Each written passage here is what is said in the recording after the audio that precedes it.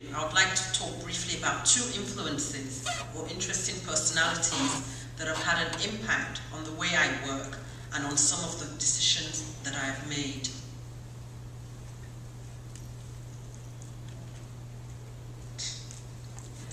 The first one is Eddie Chambers. Eddie Chambers is a British artist, curator, and art historian who was one of the first generations of Black British artists to graduate from art school in the 80s. With a group of other art students, they formed the Black Art movement as a way of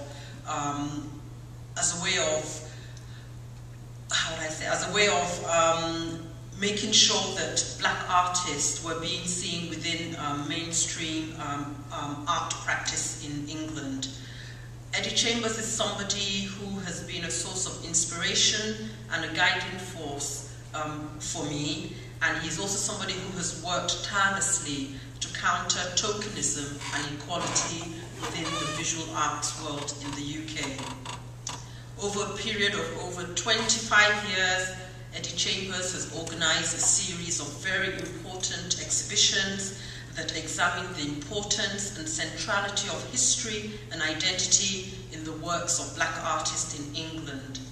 As in addition to his curatorial work, he's also formed an archive called the African and Asian Visual Artist Archive, which he founded in 1988 and coordinated until 1992 through to the Edward Wilmot Blyden project.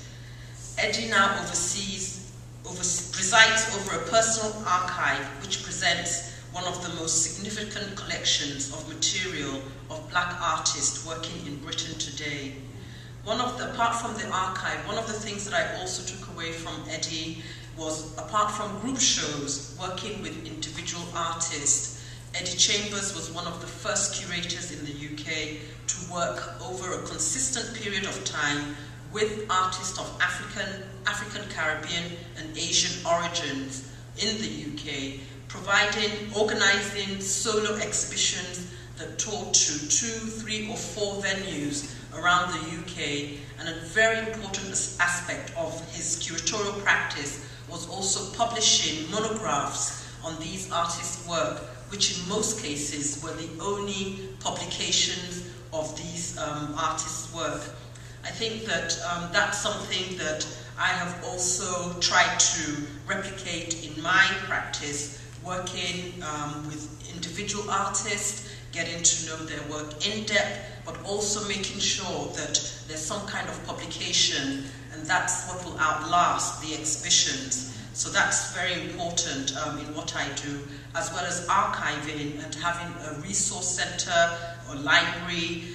You'll see that when I talk about CCA later on in this presentation.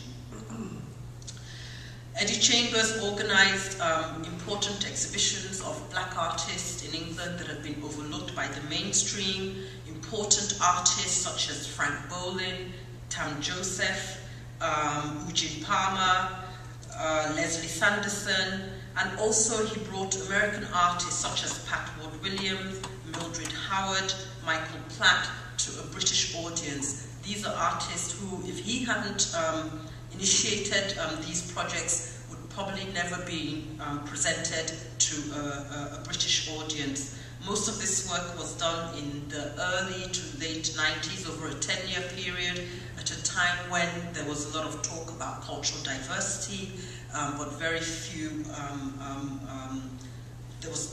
but it wasn't being practiced in reality. Another person that's important to what I do today is Vasif Potun.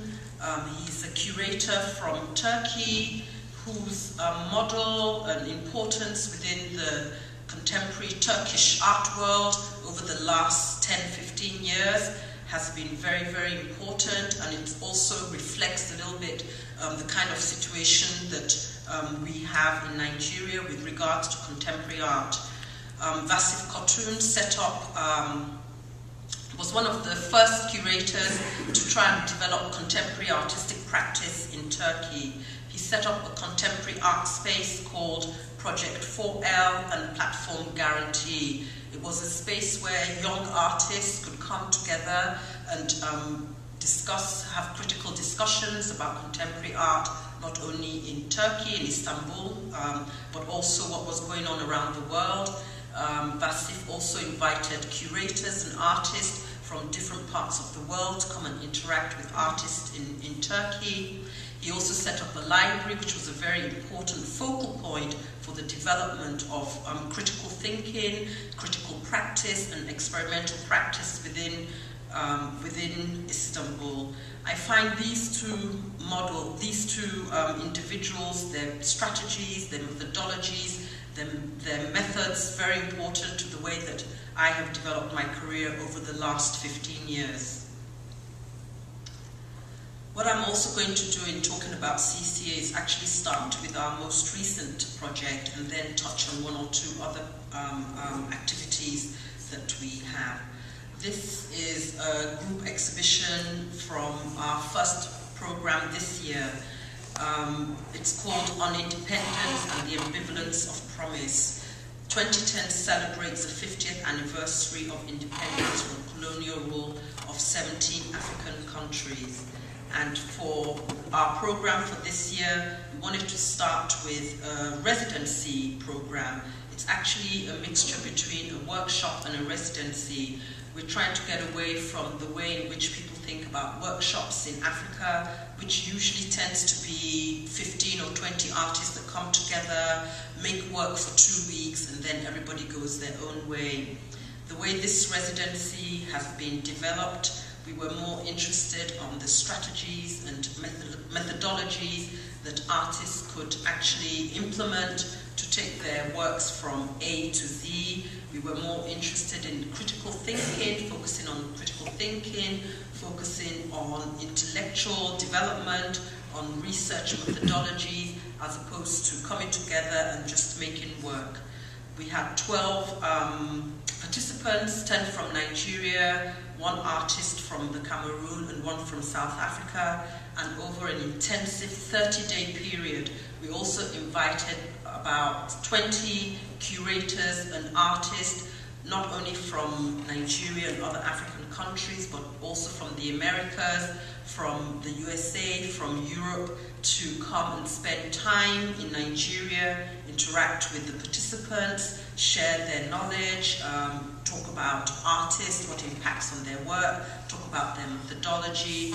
Also, we conducted portfolio reviews. Many of the Nigerian artists were interacting with professional curators for the first time. Many of them were presenting their portfolios for the first time.